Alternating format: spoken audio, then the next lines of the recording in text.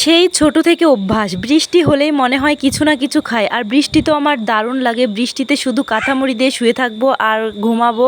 Hello viewers, আসসালামু আলাইকুম। আশা করি সবাই অনেক ভালো আছেন আর আমিও।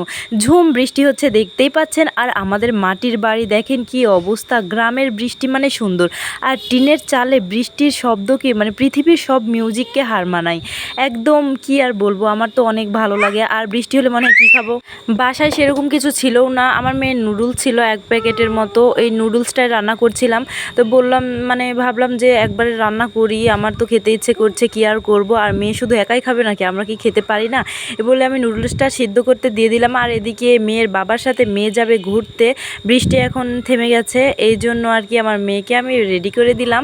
তো মোটরসাইকেলে করে ঘুরবে। আমার মেয়ের যে মোটরসাইকেলের প্রতি এত নেশা, কি আর বলবো। যাই হোক, ওদের পাঠিয়ে দিলাম। তো নুডলস সিদ্ধ করতে দিয়ে আমার মেয়েকে রেডি করানোর সময় নুডলসটা একটু বেশি সিদ্ধ হয়ে গেছে, এক কথায় ঘাঁটি হয়ে গেছে। যাই হোক ভিউয়ার্স, কোনো ব্যাপার না, নিজের রান্না বলে কথা, সেটা ঘাঁটিই হোক আর যা খুশি তাই হোক। এই যে আমি ফ্রিজ থেকে ডিম বের করেছি আর পেঁয়াজ মরিচ কেটে নিয়েছি। তো এখন আমি ডিম দিয়ে তেলে দিব নুডলসটা। নিজে কিছু করতে একদমই ইচ্ছে করে না, মনে হয় কেউ যদি একটু করে খাওয়াতো তাহলে ভালো লাগতো। আর একা বাসায় থাকি, কে আর করে খাওয়াবে বলেন।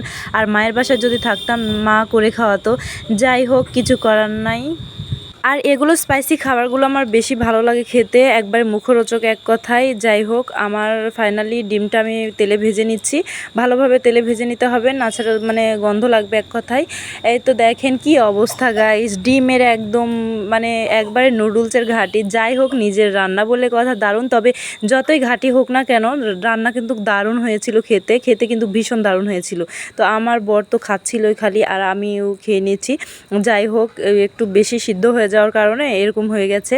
আর পরদিন সকালবেলা হচ্ছে আমার বর লাল শাক এনেছে 2 আঁটি, কারণ তার মেয়ের লাল শাক ভীষণ পছন্দ করে এজন্য।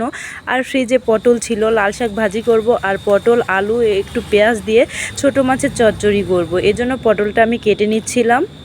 আর বিশেষ করে হাতে মাখা চচ্চড়িটা আমার ভীষণ ভালো লাগে। আর ছোটো মাছ দিয়ে আমার বর তো নদী থেকে মাছ মেরে এনেছে। আর নদীর মাছ যে কী পরিমাণ টাটকা আর কী পরিমাণ স্বাদ হয় আপনারা সবাই জানেন। বিলের মাছ, নদীর মাছ সব সময় খেতে দারুণ লাগে। আর চচ্চড়ি হলে তো কোনো কথাই না, সেটা হোক বড় মাছ আর সেটা হোক ছোট মাছ, আমার তো ভীষণ ভালো লাগে খেতে। আর এদিকে তরকারি কাটা শেষ, আমার মেয়েকে ঘুমিয়ে দিয়েছি, তরকারি কেটে নিচ্ছে এই জন্য ঝটপট। কারণ আমার মেয়ে যদি একবার উঠে যায় তাহলে আমার রান্না করা একদম শেষ। তাও আমার মানে রান্না করতে করতে উঠেই গেছে, তরকারি কাটাও শেষ, আমার মেয়ে ঘুম থেকে উঠেও গেছে, একবারে দৌড়ে ঘর থেকে বের হয়ে চলে এসেছে।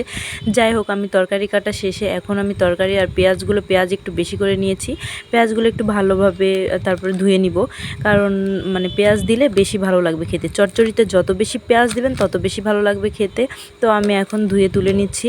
ভালোভাবে ধুতে হবে, কারণ আমরা এমনিতেই টিউবওয়েলে পানি তুলে একবারে ধোয়া মানে ধুই সব কিছু। তো ভালোই লাগে, টিউবওয়েলে পানি অনেক ফ্রেশ। তো কারেন্ট থাকুক আর না থাকুক সব সময়। আর এই দেখেন মাছ, সাথে ট্যাংরাও ছিল 2-1টা, আর বাটার বাচ্চা মনে হয়, আমি যদিও এগুলোর মাছ চিনি না। আর তাও মানে ভীষণ ভালো লেগেছে খেতে। আমার আম্মুকে আমি হাতে মাখানো চচ্চড়ি দেখেছি করতে, কারণ আমার আব্বু চচ্চড়ি খেতে ভীষণ পছন্দ করে, ঝোল একদমই পছন্দ করে না।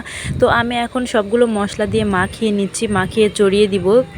আর একা মানুষ বলে কথা, এক হাতে আর কত দিকে সামলাবো। বাচ্চাকে নেওয়ার মতো কোনো মানুষও নেই, বাসায় একাই থাকি। আর এদিকে লাল শাক কেটে নিচ্ছি আমার মেয়েকে সাথে দিয়েই। তো সাথে নিয়ে কাটছি, তো আমার মেয়েকে লাল শাক হাতে দিয়েছি। তো খেয়ে একদম তো শেষ একবারে পুরাই। তো লাল শাকগুলো ভালো ছিল, আর একবারে 2 আঁটি ছিল, কারণ আমার মেয়ে সেদিন আমার নানু পাঠিয়েছিল লাল শাক। তো এত সুন্দর করে ভাত খাচ্ছিল, কি আর বলবো। আর ছোট বাচ্চাদের তো শাকসবজি বেশি বেশি করে খাওয়ানো লাগবে, কারণ সে যেহেতু রোগ প্রতিরোধ ক্ষমতা বেড়ে যাবে, এজন্যই আর কি। তো তার বাবা লাল শাক নিয়ে চলে এসেছে। লাল শাক তার বাবারও ভীষণ পছন্দ, আর আমিও খেতে মানে পছন্দ করি। আর ছোট বাচ্চারা লাল শাক পছন্দ করার কারণ আছে, যখন ভাত মাখিয়ে দিই তখন তো লাল হয়ে যায় ভাত পুরোই, তারা একবারে শখে শখে ভাতটা পুরোই খেয়ে নেয়। তো যাই হোক, আমি লাল শাক ধুয়ে তারপরে চড়িয়ে দেব। এখন রান্নাটা আমার চচ্চড়ি প্রায় শেষের পথে। তো আমি গাইস, আমাকে মানে আমার ভুল ত্রুটি হলে ক্ষমা দৃষ্টিতে আপনারা দেখবেন, কারণ আমার মেয়ে থাকে, আমার ছোট মেয়ে পাশে, আমার মেয়েকে নেওয়ার কোনো মানুষ নাই।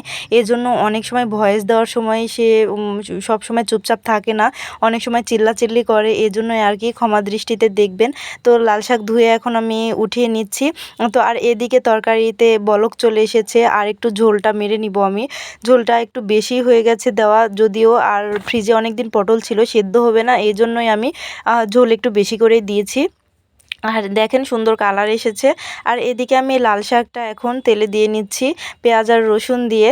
তো লাল শাক ভীষণ ভালো হয়েছিল খেতে, কিন্তু চুলায় রাখার কারণে আমার অনেকটা পুড়ে গিয়েছিল, কারণ অল্প হয়ে গেছিলো একদমই। আর তার মধ্যে আবার রেখে চলে গেছি আমার মেয়েকে নিতে, এজন্য তখন একটু পুড়ে গিয়েছিল, বেশি পুড়ে নাই। তো যাই হোক, কি আর করব, একা বাড়ি বলে কথা, কিছু করার নাই গাইস।